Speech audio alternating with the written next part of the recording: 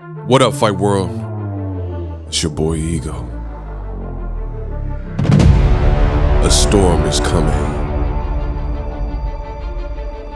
Conor McGregor, the rematch is here. Poirier versus McGregor 2, only on ESPN Plus. Use my link in the description. UFC 257. I'll see you at the fights. Who the fuck is that guy? Bad news for hatting all guys at Max and Nas, Ponches, Charlo, Gennady Golovkin. We gonna talk about it, and I will expose a very striking inconsistency. What up, Fight World? It's your boy Ego, and I'm back with some more boxing. Make sure you smash the like button. Also, subscribe to my channel for the latest and greatest in boxing. If you want to become part of the gang, notification gang, please hit the bell icon. Shout out to the super chats and all that good stuff. Let's jump into it. So, Ring Magazine, Ring TV, owned by Golden Boy, they just released their own pound for pound list, right? And we're going to take a look at the middleweight division. The champion belt, they said, is vacant. Canelo moved up. You know, he said he's fighting the campaign at 168. I'm going to go through the list, and then I'm going to point out the flaw and what holds boxing back and prove to you what I've been saying all along. So this is according to, keep this in mind before I go through this list. This is according to ringtv.com. This is their fresh list that they just came up with after the Ryan Garcia fight. So you know it's brand new, the Ryan Garcia-Luke Campbell fight, because they updated the rankings. So middleweight, they have Gennady Golovkin at number 1, which in itself is already a question, right? Because who is Triple G? Why is he number 1? He had a draw with Canelo, and he lost to Canelo. His best win is Danny Jacobs, and I didn't even think he won that fight, and I was live in Madison Square Garden for that particular fight. But we'll fast forward to the future. Since signing with DAZN and after losing to Canelo, he fought Steve Rolls, an unheard of guy at a catchweight, and didn't even look particularly great early in the fight. It was getting tagged up by a guy who never really went 12 rounds, never really fought outside of Canada. Then he fought Derevyanchenko, which on paper was a better fight, and in the physical was a better fight. And Derevyanchenko, I thought, beat him more convincingly than Jacobs and Canelo. So props to Derevyanchenko, right? Triple G didn't even want to fight Derevyanchenko when he was supposed to fight in May, and Canelo failed a drug test with Clin in his system, right? Triple G at the time was the IBF champion, and they said, hey, we got Derevyanchenko rated number 1. Since the Canelo fight fell through for obvious reasons, he failed a drug test, you need to fight Derevyanchenko since you want to continue fighting on that date, right? And Triple G worked out a deal, oh, hell no, and worked out a deal that he was going to fight Vanes Martirosyan, coming off a 2-year layoff and a loss to Erislandy Lara. And then after he was to keep his belt, he had to fight Derevyanchenko, which we knew he wasn't going to do. And instead, he got stripped of his belt right before the Canelo Golovkin 2. Meanwhile, I think Derevyanchenko really beat him. And then he just fought an unknown Kamil Sesmeta, and they claimed it was his mandatory. And the guy had 21 fights and 5 knockouts and literally did nothing in the fight, but he showed heart and was getting hurt and getting back up. So how is he even number 1, right? You guys constantly, when I bring these things up, you say, oh, stop playing the race card. I'm asking you, how is Triple G, you see, it says country, Kazakhstan, how is he number 1? So his only good opponent in recent memory is Derevyanchenko, who a lot of people think he lost to. Even professional fighters, Gerald Big Baby Miller, Devin Haney, people who were in the crowd for that fight said, nah, I like Triple G, but I thought he lost that. Derevyanchenko got him. Now moving on to number 2, you have that boy from H-Town, Lions Only, Jermall Charlo. Since Triple G didn't rematch Derevyanchenko, guess who did fight him, an African-American fighter from Houston, and JERMALL CHARLO, who became the WBC champion because he was the mandatory for both Golovkin and Canelo, and they both failed to fight him. And then the WBC created this new program called the Franchise Champion for Canelo exclusively, so he didn't have to fight JERMALL CHARLO after he beat Triple G. So once again, these ratings suck. These ratings suck. How is Triple G number one? He's no longer undefeated. He really should have lost to Jacobs, really should have lost to Derevyanchenko, and then he didn't even rematch Derevyanchenko. Once again, look at popular fighters that are African American that are involved in controversial fights. Andre Ward Kovalev, close fight. I thought Andre Ward nicked it. The judges had Ward winning by 1 round. What was his next fight? You guessed it, Sergey Kovalev. Sugar Ray Leonard, he lost to Roberto Duran, hands of stone. What was his next fight 8 months later? Oh yeah, that's right, hands of stone, Roberto Duran part 2 in the famous No Mas fight, and so on and so forth. Anthony Joshua, when he lost to Andy Ruiz in New York, what was his next fight? He exercised the rematch clause. Oh, that's right. And then wanted to fight Ruiz, which he did in Saudi Arabia. Maidana and Mayweather, good fight. I thought Floyd clearly won, but people said it was too close for comfort. What was Floyd's next fight? Castillo fight for Floyd. People had a problem with how he won. He came back and ran it back and did it again, and did it even cleaner in the rematch, and so on and so forth.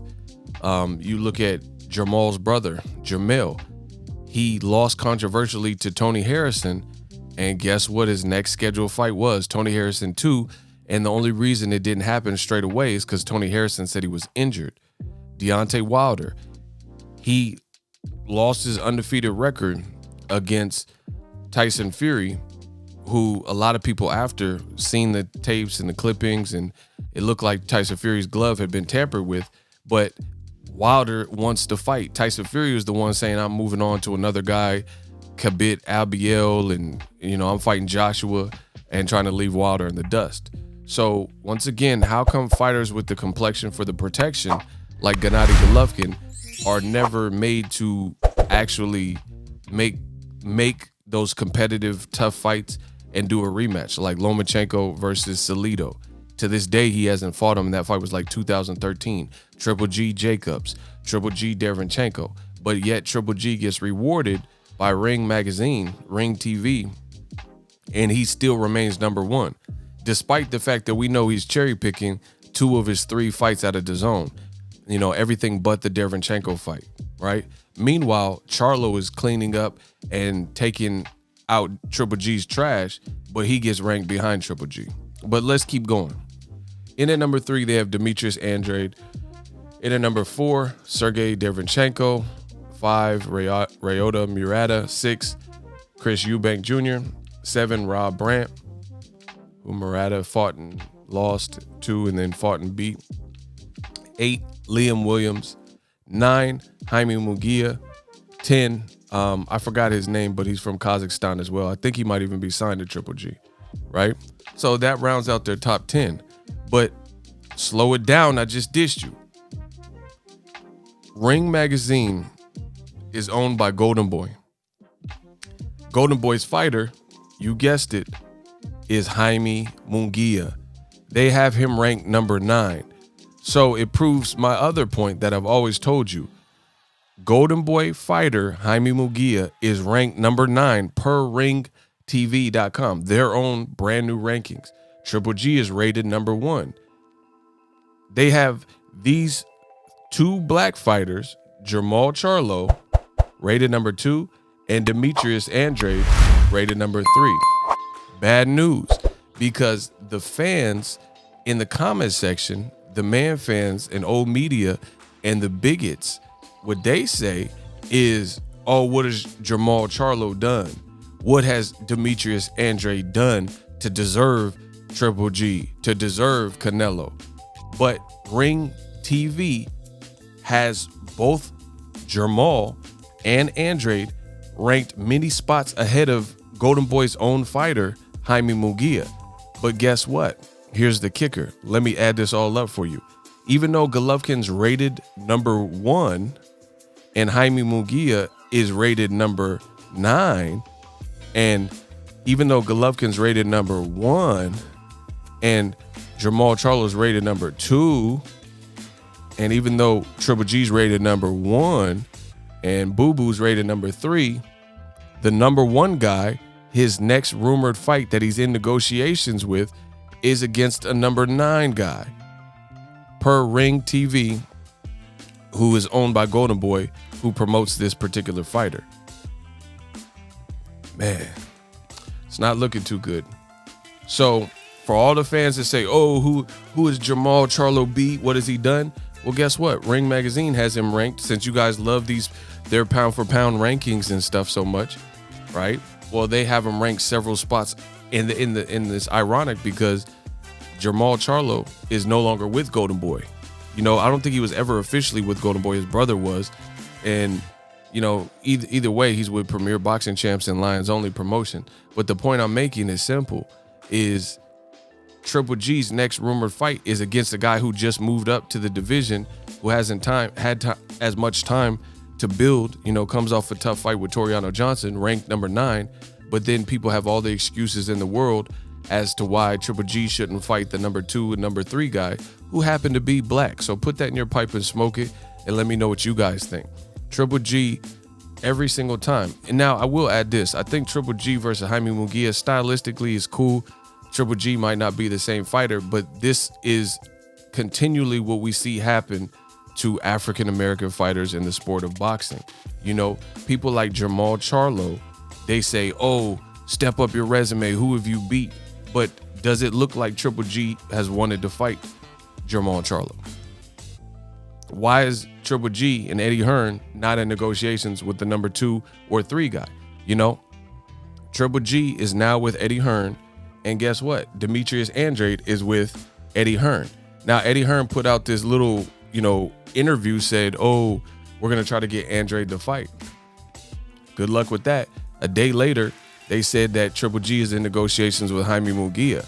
So once again, my question is this: how do black fighters elevate and get the alleged resume that old media says that they should have in order to get the even bigger fights, if they're not given the opportunity and afforded the opportunity, Black Murderers Row style, to even fight these guys? You know what I'm saying? How can you get mad at Jermall Charlo or Andrade and question and sequester that they improved their resume, but then Triple G, he could fight the number 9 guy who only has 2 fights in this new division. He's never moved up.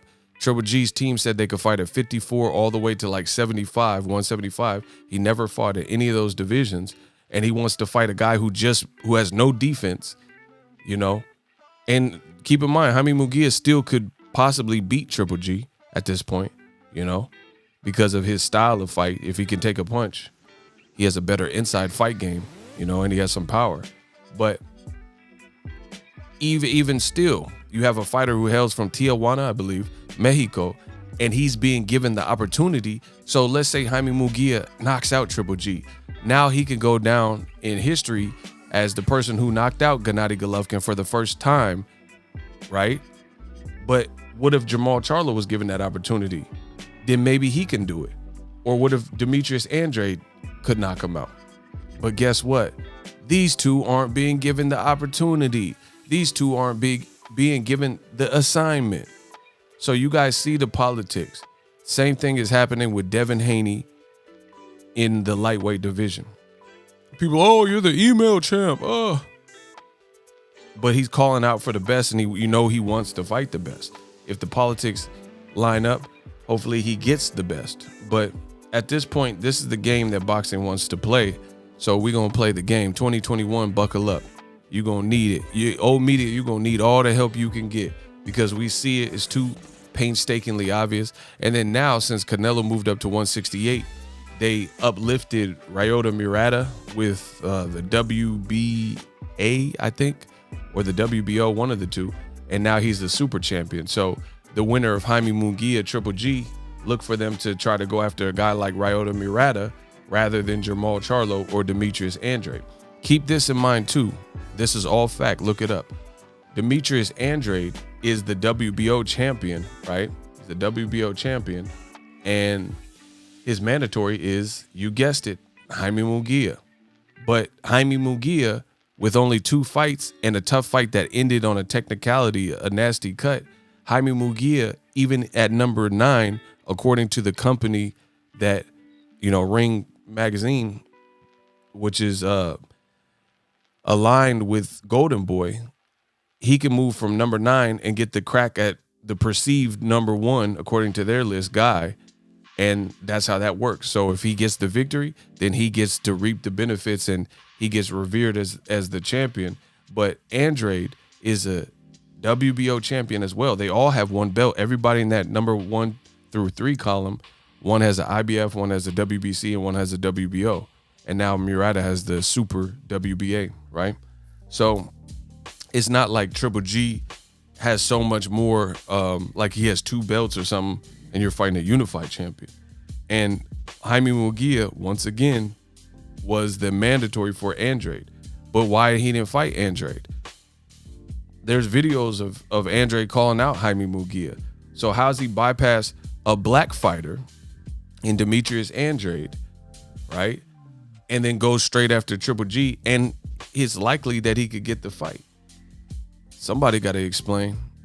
Let me know how I did in this video. As always, hate, comment, and subscribe. Till next video is Ego signing off. So if you enjoyed this video and want more content like this on the channel, you can show your appreciation by going to the PayPal donate button or the YouTube support button. And you can donate any amount that you feel is equivalent to the value of this video. Much more to come. Thank you guys for your support. Boxingego, the future of boxing.